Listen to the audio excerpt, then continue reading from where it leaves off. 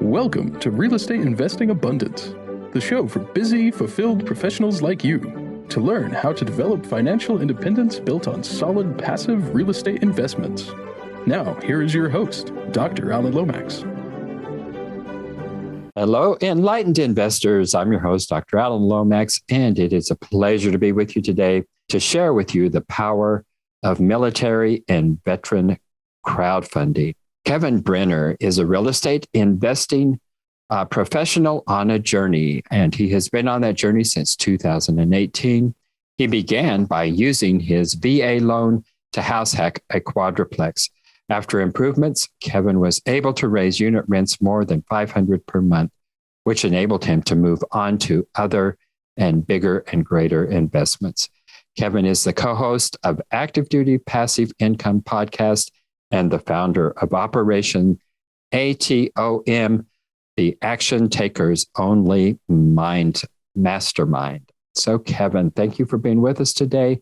And please start us off by sharing a memorable experience from your formative years that helped you to be who you are today. Hey, thanks, Dr. Allen. It's a pleasure to be here. Thanks for the invite to your show. You've had some really awesome and impactful guests, and I'm proud to be able to be in good company, as they say. Yes. So to answer your question, I just have to look back at my time in the military. Really, I went to the University of Miami in Florida and did ROTC down there. And for a while, I was training to be a special operator. I was going to the gym 3 times a day on top of my studies, doing advanced training, all of this stuff. And it turned out that they actually the Air Force shut down that career field, that option for me right before I graduated, a couple months before I graduated. And they said, you can do this instead. So I went down that road. And, obviously that was a kind of a soul crushing experience, but I went down that road and was thrown into the fire of leadership. Get to my first assignment on day 1, and they say, all right, you're a second lieutenant. You're in charge of 65 adult human beings. Go. And I had no clue what the hell I was doing. Just not an iota, And luckily, you have for the veterans that are listening, you have some strong NCOs, non-commissioned officers out there that grab the young officer by the ears and say, this is exactly what you need to do. Don't do this, do this. And you learn over time. But getting thrown into that fire, into that crucible, really shaped who I am. And as I progressed in my military career, moved around the country, had no idea I wanted to be in real estate, not a clue. Didn't even, just nothing. Mm-hmm. And, rewind the clock back to about 2017 is when I discovered real estate and how powerful it could be. And it was only because a friend who I was a captain at the time, and he was a first lieutenant. So I outranked him, but he had told me over volleyball practice, because we played on a team in town. And he said, hey man, I just closed on my 7th home. And I was like, what? I was like, dude, I rent. I know I make more money than you. We work at the same base. And I was like, how do you do this? And he threw me Rich Dad, Poor Dad. He just threw me that book out of his truck. And I'm sure that's been a huge moment for everyone. But I read that thing, and, what seemed like a couple hours that weekend, it was done. And my life was just changed from then on. And first thing I did, I contacted his agent, who was also a West Point graduate, so a veteran. And we got to talking, and he said, hey, you can buy up to a 4-unit property with your VA loan. And I was like, nope. And so we started looking at 4-unit properties. Fast forward a couple months. And of course, I'm reading and learning and educating and networking in town this entire time, and fully dedicated myself to this venture. Found a great quadplex, still have that asset. It performs wonderfully. Bought that. And then 6 months later, closed on another one, bought that. And I really haven't looked back, even though after I bought that first quadplex, the military moved me up to the Pentagon in DC.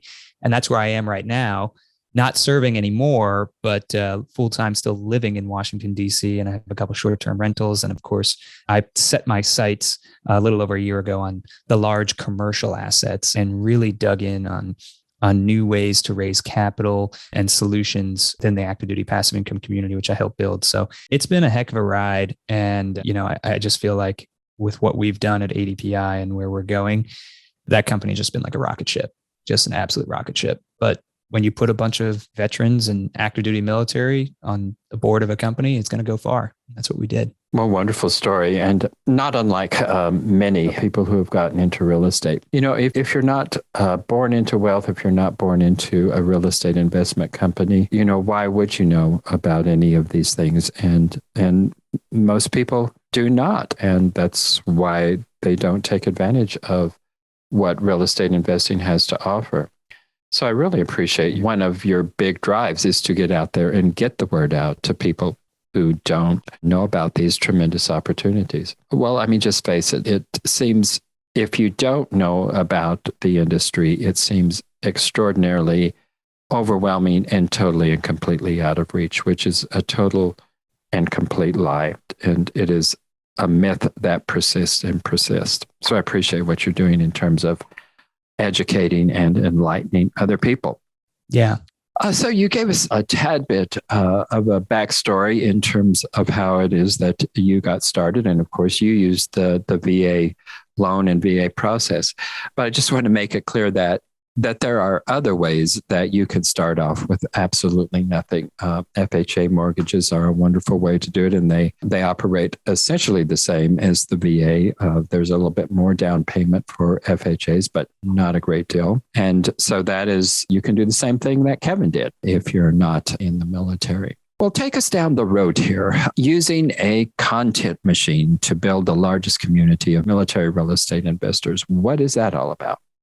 Yeah, that kind of sparks really the conversation about active duty passive income and what we've done. And actually today, believe it or not, is the 5th anniversary of the formation of the company. And I haven't been with the company the entire time. I got put on about 3 years ago. And at that time, there was a Facebook group, there was a basic website, there was a Facebook group, and there was an educational course.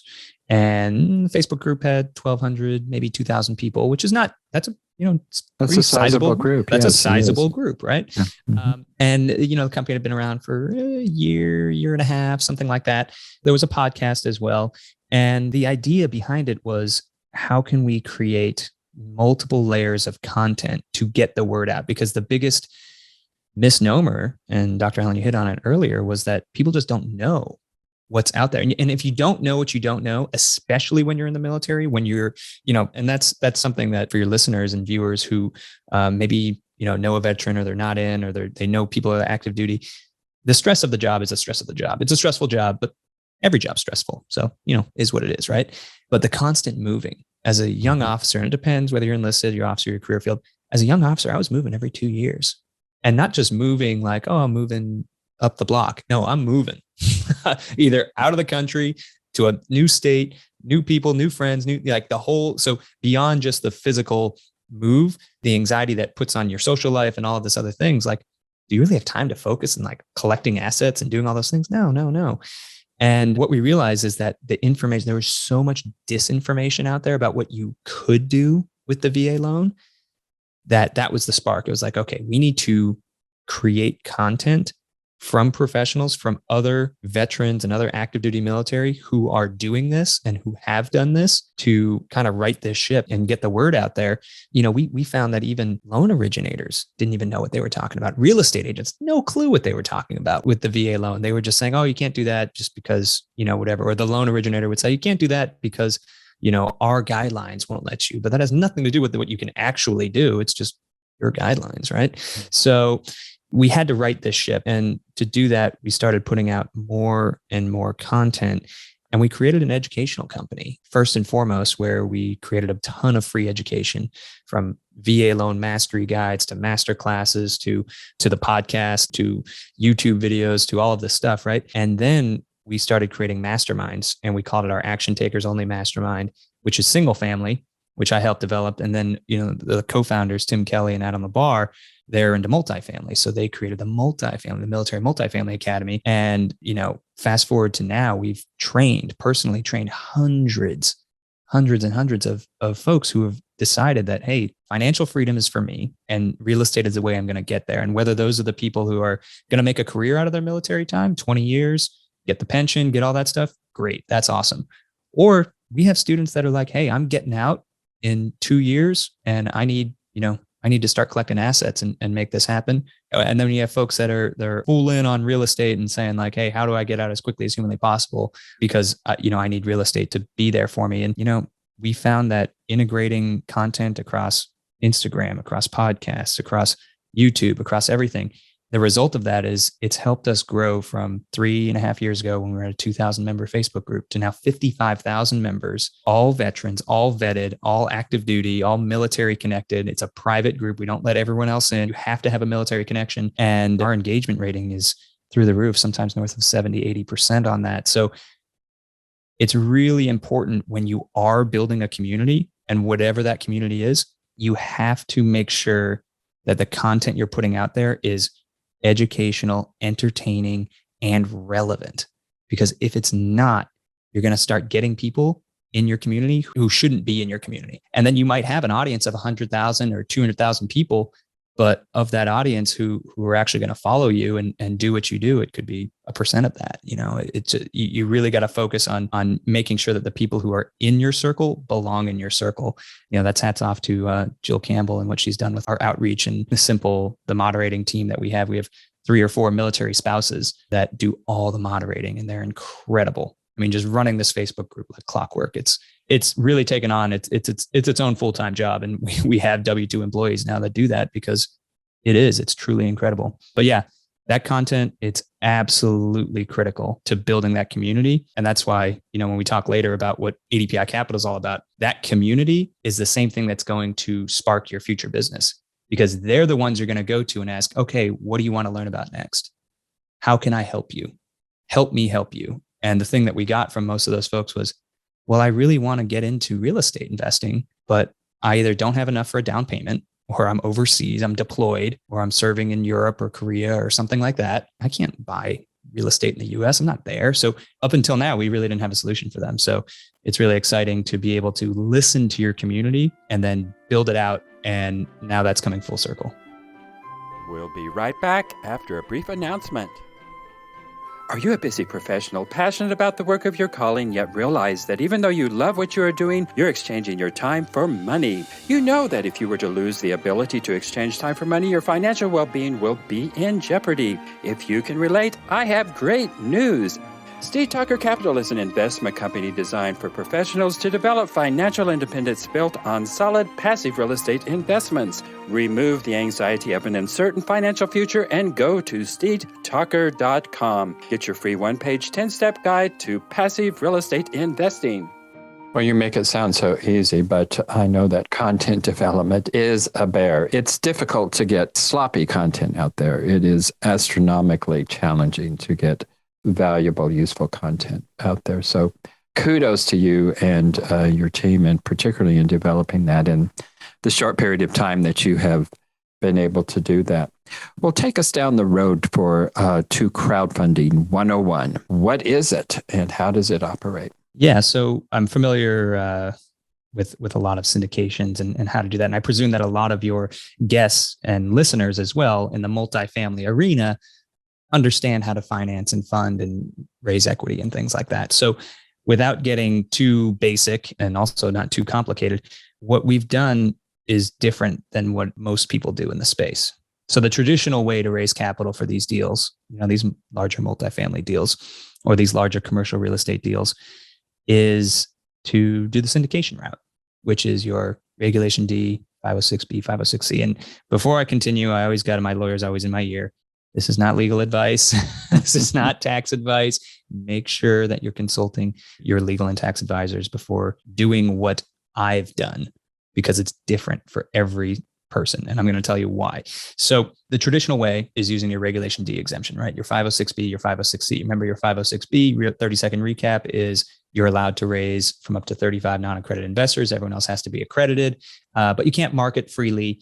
They have to have a pre-existing relationship with you. So that's your limitations, right? Of course, there's other ones, but your 506C, you can market to anyone in the world, blast a Facebook post out there, but guess what? They all have to be accredited investors, which means making $200,000 to $300,000, depending on whether they're married or not, or have a net worth of $1 million, not including the primary residence. Fun fact, the SEC is looking at raising that to $10 million. Wow. Yeah. So that's in review right now. So, that could obviously be a huge limiting factor on these capital raises. So crowdfunding, what is it? Well, to a certain extent, it's kind of always been around. And to be fair, syndications are technically crowdfunding. You're raising capital from a crowd. But in 2018, the SEC took a good hard look at the laws. The big problem was all of these tech startups were popping up and they wanted to raise capital. Just venture capital, any kind of capital. Well, they couldn't get the backing that they needed quick enough. So what was happening was the startup, the idea was really great and they needed all this tech and they needed all these engineers and they needed all this stuff to build out whatever they were building. And by the time that they would raise capital traditionally, the company would be bust. So they needed a quicker way to do it. So the SEC took a look at the comments and what was going on in the business and the market, and they changed some rules and some exemptions, and they opened up Regulation A, Regulation A+, and Regulation CF to allow for more what we would call traditional crowdfunding. And that's where in Regulation A, for example, and there's two tiers, tier 1 and tier 2, and you can talk to your legal counsel about that. But in Regulation A, which is what we set up, we're allowed to raise from non-accredited investors. We're allowed to market freely. We're allowed to have minimum investments all the way down to $10. You're not going into the syndication where it's like, wow, this is a really great opportunity. And I'm so glad I know this person who brought this syndication to me and I'm non-accredited. Oh man, I need $50,000, So that was another massive barrier that was hurting our community specifically. I'm sure a lot of your listeners' communities.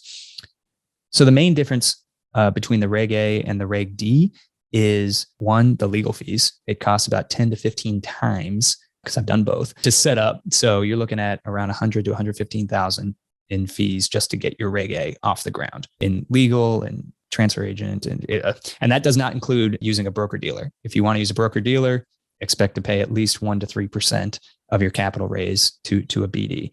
So that's, obviously a con, right, of the Reg A. But for us, the pros were just outrageous to be able to provide that solution. And the timing was great too, because we were growing this community and we're able to go and drive them directly to the solution that they've all wanted. So now we've created this extremely low minimum. We have $500 minimum to get into a fund. When this is a commercial real estate fund, right? Wow. So think of a syndication that had a $500 minimum. Zero, because you're only in Reg Ds, you're only allowed to raise from 100 investors. If you're a 3C1, and I know I'm getting super technical here, but great. You can raise $50,000 if you had a $500 minimum and 100 investors. That's going to get you nothing. That's why these minimums are so high. But for us, we can raise from, if we have a transfer agent, effectively unlimited. Well, technically, I think it's up to 2,000 investors without a transfer agent. There's some different rules in there, but a lot. We can raise from a lot of investors, and we can raise up to $75 million in the first year. So in 1 year, you can raise up to $75 million. And Dr. Allen, that's one of the rules they changed. So prior to 2017, 2018, that was capped at 5 million, which is why the Reg A. So the Reg A always existed, but it was just like, well, okay, cool. It might work for other companies, but for real estate, 5 million, it might, is that worth the 120,000 I'm going to spend? So it was always, out there. It's just these regulations change. You got to stay on top of them.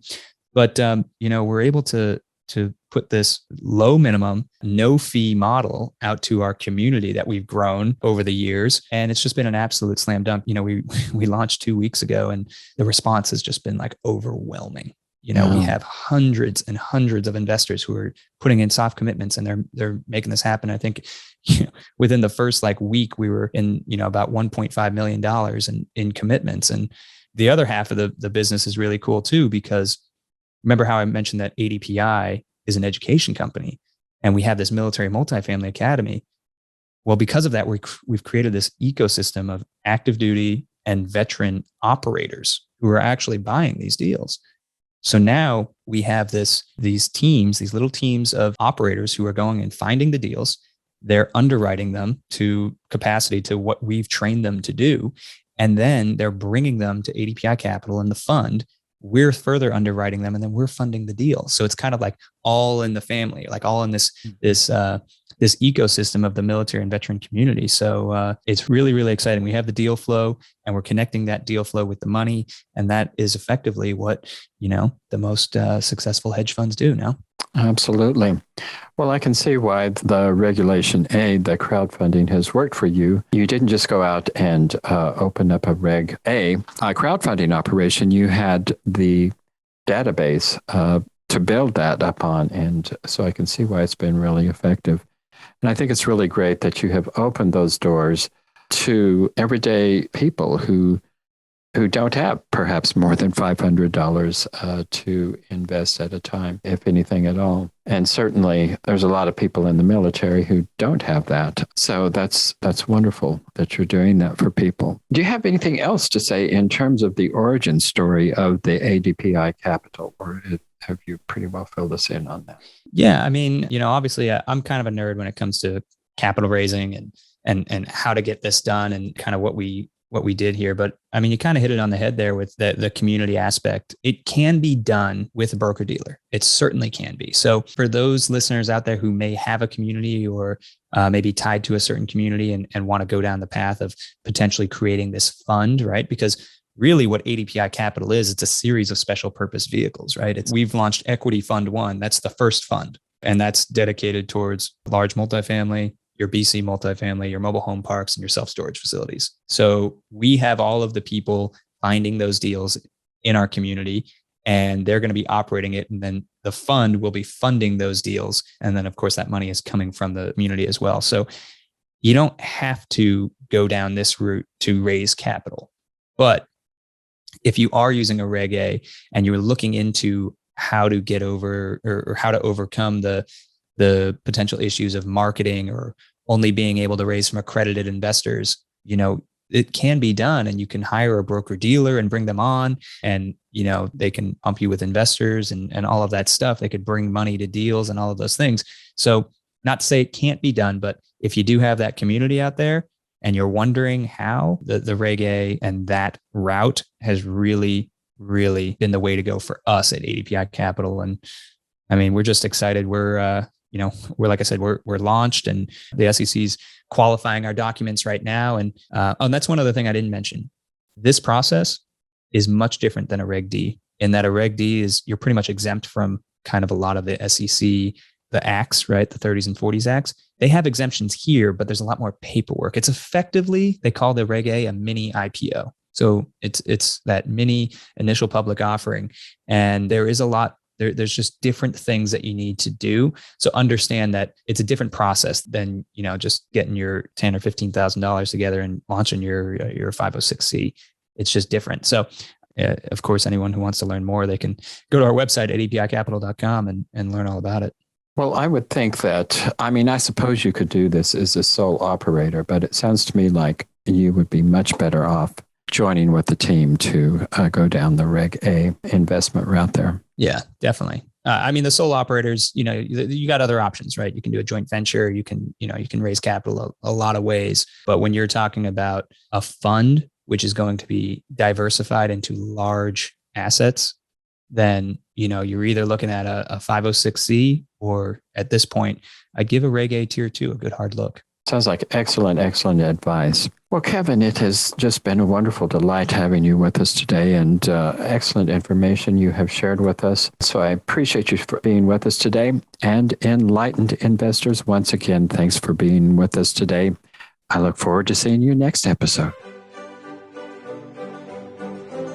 Thank you for tuning in to Real Estate Investing Abundance, brought to you by Steve Talker Capital, a company working for passionate professionals like you to develop financial independence built on solid, passive real estate investments.